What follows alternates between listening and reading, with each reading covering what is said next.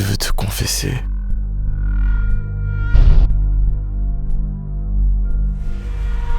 Tu as des choses à avouer. Dis-moi tout.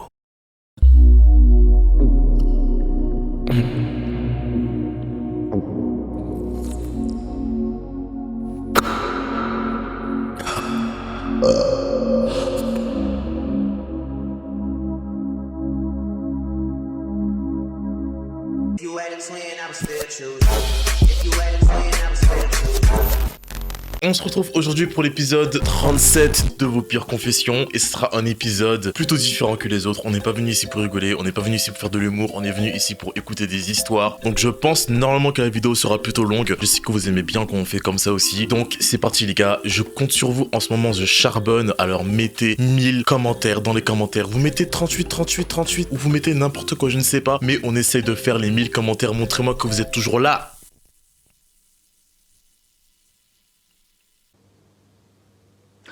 Non. N'hésitez pas à vous abonner juste ici sur mon compte Instagram, j'attends pour participer à une prochaine concept de vidéo sur mon compte Instagram, c'est pas chez ta grand-mère. C'est parti.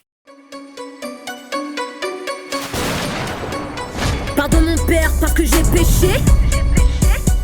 Je pêche encore mais que des gros poissons.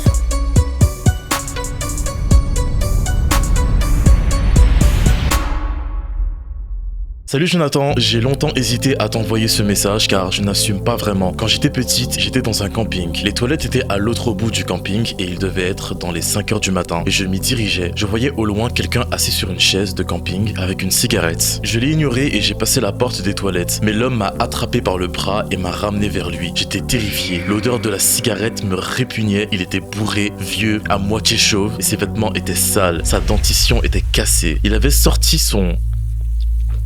et m'a forcé à le toucher. J'ai beaucoup de mal à en parler, j'ai gardé le secret pendant 2 ans et depuis 3 mois je l'ai raconté à mes parents. Il m'a forcé à...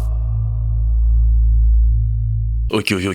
C'est un peu dégueulasse là. Il m'a forcé à mettre son liquide dans ma main. Il est parti en me laissant seul dans la nuit en pleurs et terrifié. J'avais tellement peur que ma tête se vidait, mes yeux commençaient à voir flou, mes larmes coulaient seules, j'étais figé, je n'arrivais pas à bouger. Waouh, c'est bizarre. Je sais pas si vous avez remarqué, mais souvent dans les trucs de camping, il y a tellement d'histoires qui se passent dans les trucs de camping. Les parents qui regardaient cette vidéo et vous-même aussi qui serez parents d'ici quelques années, quand on sera à l'épisode des pires confessions en partie 150, les trucs de camping là. On veut pas ça en fait, ça c'est cochon poubelle. Ceux qui regardent mes vidéos depuis un moment, vous savez très bien toutes les histoires qu'il y a eu dans les trucs de camping. Vous savez très bien, vous êtes pas imbécile quand même. Peut-être. C'était un soir en 2022 et je dormais comme tous les gosses de 10 ans qui avaient école le lendemain. Et là j'entends un gros bruit et des cris. Je me recouvre dans ma couverture et je me mets à pleurer, tandis que ma grande sœur descend en courant voir ce qu'il se passe. Je continue de pleurer en criant puis je me dis que pleurer ne servirait à rien. Et là je prends mon courage et je descends dans les escaliers en bois de la maison. Une odeur métallique hante mes narines et j'entends cette fois les cris de ma grande sœur et je vois avec horreur mon père couvert de sang tenant un verre brisé et la porte d'entrée ouverte.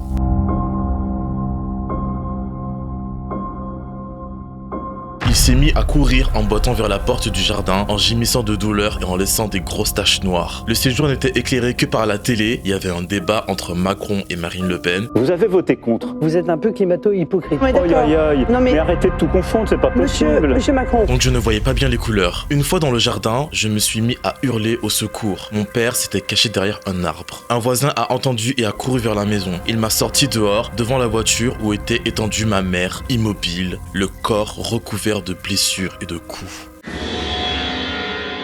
Je ne me souviens plus beaucoup de ce qui s'était passé après ça. Les policiers sont arrivés et ma grande sœur avait la main en sang car mon père l'avait coupée avec le verre brisé. Non, franchement... Bref. Là, c'est Papa Chien Pro Max. C'est un truc de ouf. Je me souviens encore des policiers qui sont rentrés dans la maison armés et d'une voisine m'ayant prise dans les bras, m'éloignant de ma mère à qui j'ai dit « Maman, reste !» Après, on a appris le décès de mon père à l'hôpital. Et la survie de ma mère. Quelle héroïne. Alors pour ceux qui se demandent, ceux qui ont déjà entendu cette histoire, c'est une histoire vraie, bien sûr, comme tous mes témoignages, je l'espère. En tout cas, elle m'a envoyé un article qui est apparu dans Le Parisien. Le drame a eu lieu ce mercredi soir dans un pavillon situé non loin du parc de Sceaux. Leurs 3 enfants âgés de 8, 11 et 13 ans ont trouvé refuge chez les voisins. Voilà, c'était en 2022. Ma mère, là, elle va beaucoup mieux. Elle est devenue coach thérapeute. C'est une guerrière. Je suis dans un hôpital parce que je me sentais vraiment pas bien et c'est elle qui, jusqu'à maintenant, elle s'occupait de moi, elle me gérait, donc je trouve ça génial d'avoir une mère comme ça. Incroyable ta mère, incroyable ta sœur aussi, et incroyable toi. On a tout le temps plein de dangers en dehors de notre foyer. Mais si le danger est dans notre foyer, on est là, on dort tranquillement, et t'as le père qui se met à vouloir tuer tout le monde. Je vous dis, c'est vraiment un épisode sombre, un épisode dark. J'ai avec 8 gars sans l'avoir voulu alors que j'étais en couple. Donne-nous plus de détails. Alors tout ça s'est passé quand j'avais 15 ans. J'étais en couple avec un garçon qui est maintenant mon ex et lui et moi on faisait souvent Et un jour, quand je sortais du lycée, on s'est retrouvés chez lui. Mais ce jour-là, il y avait aussi ses potes. Et au début, j'ai pas compris pourquoi ils étaient là. Mais bref, mon ex m'a dit que ouais, aujourd'hui il y a mes potes, ils vont participer à nos pailles. Excuse me? Je lui ai dit que je ne veux pas, mais il m'a obligé. Et vu qu'il était très violent, il m'a crié dessus et ses potes sont rentrés dans la chambre. Ils m'ont poussé sur le lit et ils m'ont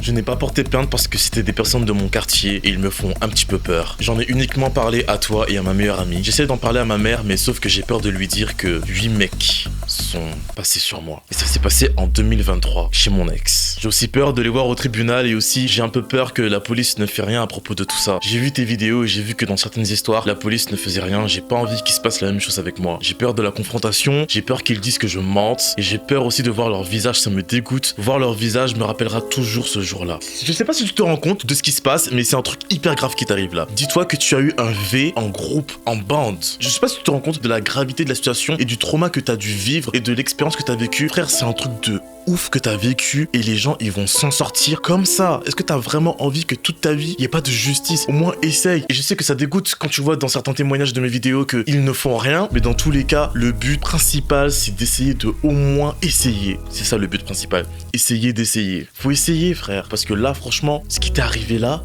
8 mecs, 8. J'ai rien à dire, juste je suis la meuf la plus accro à ton nez. Pourquoi mon nez? Pourquoi? Je suis juste curieux de savoir pourquoi tu es accro à mon nez, donc du coup je vais te demander pourquoi tu es accro à mon nez, parce que je ne comprends pas pourquoi tu es accro à mon nez.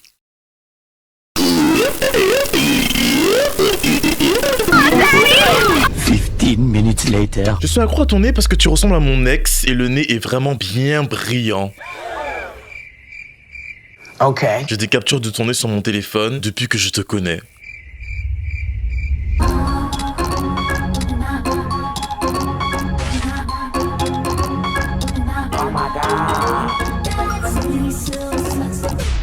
Tu es cringe. Mon ex et moi, ça date de 3-4 ans et j'étais tellement amoureuse de son nez. Pas de lui, hein. Pas de lui, de son nez, hein.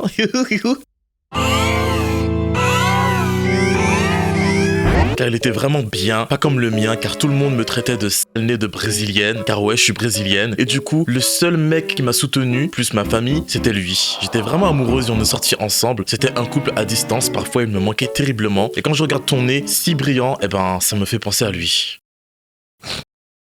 T'es amoureux de ton ex pour une histoire de nez?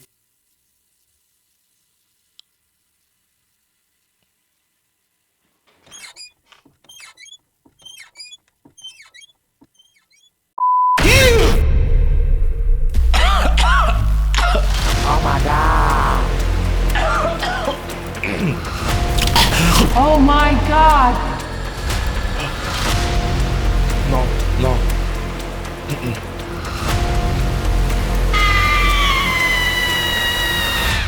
Bon, on avait dit pas de confession débile, mais là c'est même pas une confession débile, là c'est une confession hors norme. Parce que comment, à quel moment vous pensez à faire ça, à écrire ça, à partager ça, à expérimenter ça en fait? Je comprends pas pourquoi ma communauté, pourquoi? Sur des hommes musulmans, quand ils font la prière parce qu'on voit bien leurs fesses.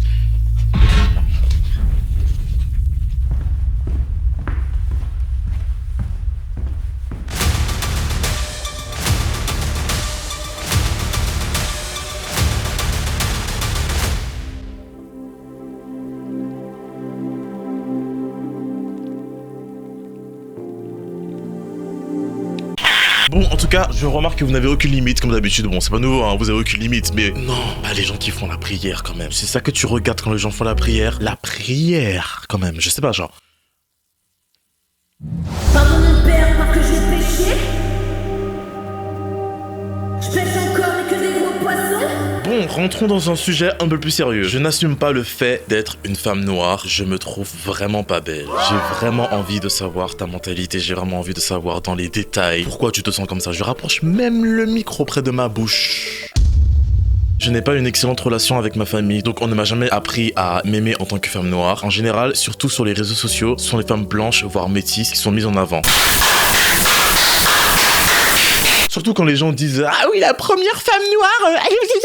La fille Claire. Claire comme Claire. Et quand c'est des femmes noires, elles ont toutes des visages et des physiques de mannequins. Forcément, quand tu ne rentres pas dans cette case, ça te met en doute. Je sais qu'on nous dit qu'il faut pas croire tout ce que l'on voit sur les réseaux sociaux, etc. Mais quand ça fait des années qu'on te rabâche la même chose, forcément, ça va avoir un impact positif ou non. Pour ma part, je n'aime pas mes cheveux. Je sais que l'on a de la chance de pouvoir faire tellement de belles choses avec. J'ai vraiment essayé de faire beaucoup de coiffures et à chaque fois, je n'aime pas ce que je vois. Du coup, au bout d'une voire plusieurs semaines, j'enlève tout. Quand j'étais au collège et que j'assumais encore assez mes cheveux pour pouvoir sortir avec sans rajout, on se moquait de moi et surtout de mon afro. Quand je regarde les photos d'avant, je trouve qu'il était très bien mon afro. Et ça a duré au moins 2 ans cette histoire de moquerie. Du coup après je n'ai plus osé sortir avec mes vrais cheveux. Ça c'est un réel problème. Éduquez vos enfants s'il te plaît. Moi aussi on s'est déjà moqué de moi au lycée parce que j'avais mon afro et tout. On m'a dit ah t'es venu avec un afro, ça serait plutôt un affreux. En Martinique, les femmes noires sont représentées avec des formes quand même très généreuses. Mais malheureusement ce n'est pas le cas de tout le monde et c'est triste qu'il y ait des gens qui pensent encore comme ça. Et pour finir, tout ce qui est relation amoureuse, il y a tellement de stéréotypes sur le fait de sortir avec une femme noire que je n'ai même pas besoin de les citer. Mais en ce qui me concerne, je suis plutôt une femme qui aime les voyages, manga, K-pop, lire des jeux vidéo. Dans plusieurs sites de rencontres, on m'a déjà dit que « Oh, tu es pas mal pour une femme noire ». 70% des hommes pour qui j'ai eu un intérêt m'ont clairement fait comprendre que soit ils préfèrent les blanches, qu'ils voyaient comme plus jolies, plus pures, plus douces. Les gars, je sais pas si vous vous rendez compte à quel point le sujet qu'on aborde aujourd'hui est important. Jusqu'à me dire que je sais que je ne trouverai personne. Je vous jure qu'il y a des gens qui ont des stéréotypes sur les hommes noirs ou sur les femmes noires et que vraiment on a l'impression qu'on va pas vraiment trouver l'amour pur et simple. Enfin, on est beaucoup sexualisé, tu vois. Beaucoup. Ok, on est sexy, mais quand même. En conclusion de tout ce que tu m'as dit là, je n'ai pas la solution aujourd'hui pour t'aider. Il y a rien à faire à part trouver la personne qui va te considérer comme un être à part entière et pas une personne qui va se rappeler à chaque fois qu'elle te voit que tu es noir. On a envie de vivre dans une société où on ne rappelle pas tout le temps qu'on a une couleur de peau. Tu vois ce que je veux dire ?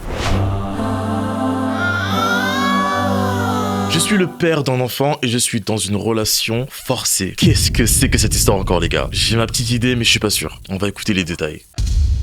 Pour te la faire courte, j'ai toujours été déçu de mes relations amoureuses, donc j'aimerais me concentrer sur moi-même, mes objectifs et plus penser à me poser. J'ai toujours été trahi, on m'a toujours fait des coups sales et c'est pour ça que pour l'instant, j'ai mis ma vie amoureuse en stand-by. Ça ne m'empêche pas de m'amuser, c'est-à-dire à avoir des coups d'un soir, mais rien de sérieux. Et c'est ce qui est arrivé l'année dernière. Je n'aurais jamais dû accepter. J'ai rencontré une fille en boîte, on a dansé collé serré. Ensuite, on a fait un after chez un pote, nous deux, et on a couché ensemble. Mais avec l'alcool, on a oublié de se protéger. Et le lendemain, elle m'a dit « T'inquiète, c'est pas grave, il y a la pilule du lendemain. » J'ai dit « Ok, pas de souci. » Et après, j'ai reçu un long pavé de sa part en disant qu'elle allait pas prendre la pilule du lendemain. Elle veut tomber enceinte et garder l'enfant et que j'aurais intérêt à être présent pour elle. Et le petit, et je dois sortir avec elle. Je dois la marier, faire ma vie avec. Et si je refusais, elle allait porter plainte pour. Commence à avoir beaucoup de V dans la vidéo, hein. Sachant qu'on était tous les deux consentants, on a tous les deux dit oui pour coucher ensemble. Et du coup, ça va bientôt faire 1 an et demi que je suis avec elle. Et j'ai un petit garçon que de base, je ne voulais pas. C'est pas pour être méchant, mais j'ai seulement 20 ans. Je trouve que je suis trop jeune. J'ai pas fini mes études. Je ne sais pas comment faire. Je suis avec une femme que je n'aime pas. Je n'ai pas de sentiments pour elle. Et j'ai un bébé, je veux pas finir ma vie malheureux. Après, au fil du temps, je me suis attaché à mon fils. Je l'aime, mais je n'aime pas cette femme. Je sais pas comment m'en débarrasser. Et même là, si je la quitte, elle portera plainte pour viol.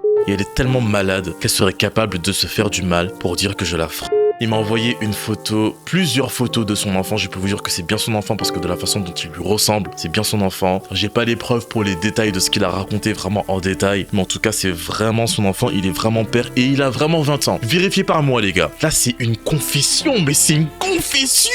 Parce que là, t'es avec une meuf qui te menace de porter plainte pour V si tu n'assumes pas ton rôle de mari, de père, d'amant, d'amoureux. Donc tu dois l'aimer, t'occuper du gosse et tout. T'occuper du gosse, de toute façon c'est ton gosse. T'es obligé de t'occuper du gosse. Mais de l'aimer, de rester avec elle, on est où là?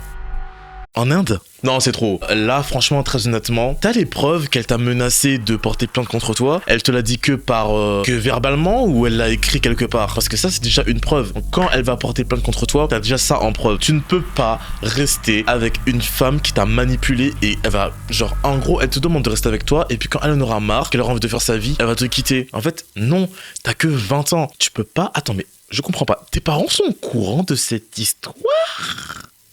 À 20 ans, je pense que tes parents ont encore un rôle à jouer dans ta vie. À 20 ans, tes parents sont au courant de cette histoire? Non! En commentaire, je compte sur vous. C'est en commentaire que cette vidéo-là se passe. Franchement, moi je vous raconte les histoires, mais c'est vous qui répondez en commentaire parce que là, c'est des dingueries qui se passent ici. On va écouter un extrait d'une discussion qu'il a eue avec cette personne. Ça me rend tellement triste pour lui, je vous dis les gars. Genre... Non, laisse tomber, j'ai donné les sous à la nounou. Oui, ben de toute façon, tu le sais, t'as pas le choix. C'est à nous deux de nous en occuper. C'est ton fils. Même si tu m'aimes pas, moi je t'aime et tu l'aimes. Donc c'est comme ça. Toi, je te jure, un jour tu vas te manger un karma. C'est toujours moi qui paye tout. Toi, à part rester vautré dans le canapé, tu glandes rien de tes journées. T'as un taf une fois tous les 3 mois. Donc qu'est-ce que tu veux payer même? Je fais ce que je veux. T'es personne pour dire ce que je dois faire en fait. Eh ben si, justement. Moi, chaque fois, je me tape des heures sup pour subvenir aux besoins du petit. Je suis fatigué. Le pauvre, il a rien demandé, je te signale. C'est ta faute si on est là. T'es un homme ou pas? C'est bien, tu travailles, j'ai rien à dire là-dessus, mais j'ai 22 ans. Je suis assez grande pour savoir comment je dois me tenir et savoir ce que je veux faire. Et toi, t'es une femme. Tu veux que je te rappelle ce que t'as fait le premier jour où on s'est connus? Tu sais pas comment te tenir. Même ma mère, des fois, elle me le dit que tu fais jamais rien et que tu travailles jamais. J'ai dû abandonner mes études. Tout ce que j'avais de côté, j'ai dû dépenser à cause de toi. Oh, je suis choqué, il a abandonné ses études. Je suis choqué.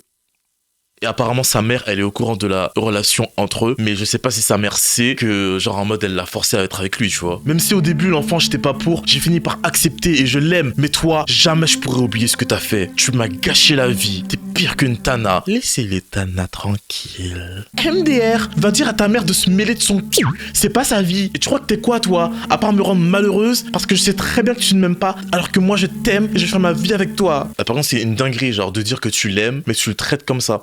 Enfin, moi je pense que quand t'aimes réellement une personne, tu la forces pas à t'aimer. Des fois l'amour c'est pas réciproque et ça c'est pas de l'amour, hein. Ça c'est de la manipulation. Toi tu voulais avoir un baby daddy et un baby, c'est ce que t'as eu, mais t'auras pas l'amour de ta vie là. En général l'amour ça va pas que dans un seul sens. En général l'amour, t'es vraiment amoureux d'une personne quand tu vois à quel point la personne est amoureuse de toi, quand tu vois comment la personne te regarde, comment la personne te voit, l'amour que cette personne là te porte. J'en ai des frissons à en parler. C'est ça aussi qui fait que t'as envie de l'aimer aussi pareil que ça. Et là le mec qui te porte pas du tout d'amour, c'est pas de l'amour ça, c'est du narcissisme, mais c'est pas de l'amour.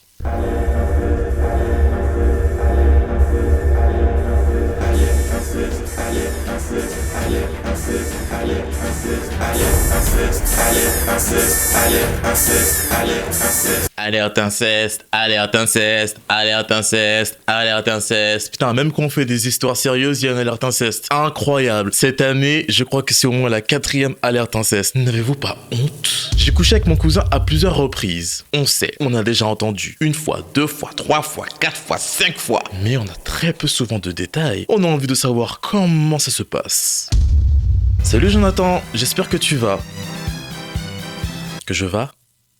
Oui, je vais. Enfin, l'histoire avec mon cousin s'est passée comme ça. À la base, je ne le connaissais pas, je ne l'avais jamais vu, mais seulement entendu parler de lui. Et un jour, mon oncle nous le présente. Il était très timide, mais cool. Alors j'ai commencé à familiariser avec lui, et c'est comme ça qu'il est devenu très ouvert à moi. On jouait, on riait beaucoup, mais à cause de notre amitié soudaine, mon oncle et sa sœur, ma mère, ont commencé à se faire des idées et à toujours me faire la leçon que c'est mon cousin, etc. C'est à moi qu'on faisait la morale parce que monsieur est timide, et pas moi. Et parce que ma mère sait que je suis sexuellement active. Et c'était la même chose chaque jour et chaque soir, jusqu'à m'interdire de lui parler. Un soir, alors que tout le monde dormait, je suis descendu là où il était, il jouait à la play. On a causé de tout ce qui se passait à la maison et aussi d'un peu de tout. Il y a eu un petit déclic, on se regardait différemment, plus comme avant. Et là, je l'ai embrassé. I only called you poussé au début, mais après il s'est laissé faire et on a couché ensemble, dans le salon, de minuit à 3h du matin.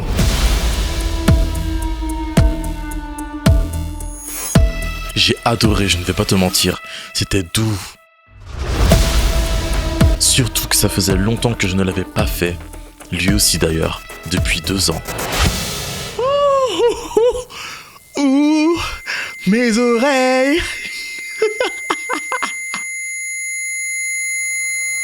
Mes oreilles. À la fin de la vidéo, je vais aller prendre des cotons-tiges, frère. Je rigole même pas avec vous. Je mets bien le micro pour que vous puissiez bien entendre. J'ai pas envie de crier, j'ai pas envie de parler fort. J'ai envie de vous raconter l'histoire posément pendant que vous êtes en train de regarder la vidéo dans le noir, seul dans votre chambre avant de dormir. C'était tellement bon qu'il a presque dans ma Et depuis ce soir-là, on était toujours ensemble, en train de rire, de se comporter comme un vrai couple, de s'acheter des choses, de dans le garage, ma chambre, sa chambre, au salon et des fois dans la cuisine. Mais on faisait très attention de ne pas se faire remarquer. Mais ma mère a remarqué et nous a fait s'asseoir pour un interrogatoire. Et on lui a dit qu'on l'a juste fait une fois et que c'était à cause d'eux, parce qu'il nous chauffait les oreilles avec ça. Vous savez. Par contre, c'est vrai que quand il y a des gens autour, par exemple, vous avez un rapprochement avec une personne, mais juste vous l'aimez bien, et oui, peut-être que potentiellement cette personne peut être votre style, mais il n'y a pas d'attirance vraiment. Mais les gens autour qui sont là en mode, oui, t'es amoureux, avoue, tu l'aimes et tout. Je vous jure, ça fait vraiment un truc dans la tête et vous commencez à développer des sentiments. Et même des fois, c'est de ces personnes-là qu'on tombe le plus amoureux quand il y a la pression sociale, et que du coup, je sais pas, ça fait un truc dans la tête. Et là, on se dit, ça se trouve, je suis amoureux et tout. Je sais pas, franchement, et à la fin, toute la maison était au courant, mais ça ne me disait rien. Je m'en fichais et je m'en fiche toujours. Mon oncle qui est pasteur... Mon oncle qui est pasteur a prié pour moi pour enlever mes péchés. Genre lui il a pas de péchés, comme si j'étais la seule à l'avoir fait. Au jour d'aujourd'hui, on ne se parle plus du tout. Oh non, alors tout ça d'histoire et vous vous parlez plus? Mais quelle énergie gaspillée, quel gaspillage, quel gâchis. Et c'est mieux comme ça. C'est triste un peu. Franchement, c'est triste. J'ai un peu... j'ai des frissons limite. Non, je sais pas, c'est triste. Parce que t'avais une connexion avec lui, tu vois. Bon, c'est ton cousin. C'est ton cousin. J'ai oublié cet aspect, tu vois. Mais mis à part ça, franchement, ouais, j'avoue, c'est un peu triste en fait. Ça fait un peu la haine.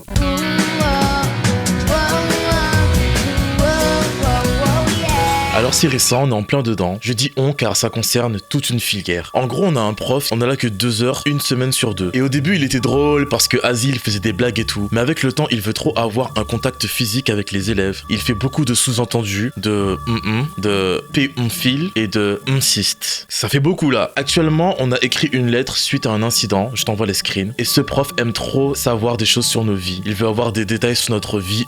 Et apparemment, ce professeur a eu des relations avec des élèves beaucoup plus jeunes. Me concernant, un jour, il a posé sa main sur ma main, car il voulait me montrer comment faire un truc sur l'ordinateur. Il voulait que je bouge la souris, mais en mettant sa main sur la mienne. C'était très bizarre. Alors, je vais vous lire la lettre que les élèves ont écrite à l'attention, je crois, du proviseur ou de l'établissement scolaire. En tout cas, c'est très bien, putain, mais je suis choqué et fier de vous que vous ayez fait ça. Vraiment, la Gen Z, mais vous êtes les meilleurs. Compte rendu des agissements de monsieur Madame, monsieur, nous élèves de souhaitons porter à votre attention le comportement de monsieur Depuis plusieurs mois, nous avons été témoins et victimes de remarques et attitudes inappropriées qui nuisent au bon déroulement des cours et du bien-être des élèves. En classe, il fait des remarques insistes. 2 élèves avec des afros et le professeur a dit, quand vous vous croisez dans les couloirs, est-ce que ça fait un effet velcro? Oh my god. What? Il fait également des blagues à caractère says-well. Un élève était couché sur la table et il a dit « T'endors pas ou sinon je veux te faire un bisou ». Elle a répondu non. Il l'a regardé mal et elle a dit « Elle est chelou votre réflexion ». Et elle a dit « Elle est chelou ta réponse. Si tu continues, tu sors ».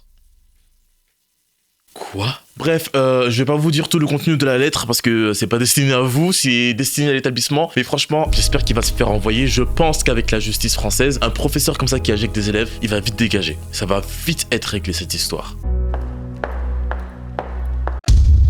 Les gars, c'est tout pour cette vidéo confession en mode histoire, en mode podcast, en mode réflexion un peu sur nos vies, en mode choc, en mode what the fuck is going on?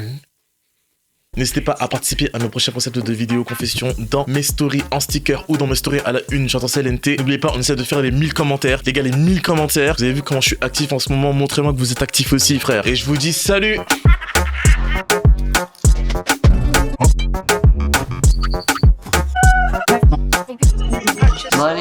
À plus.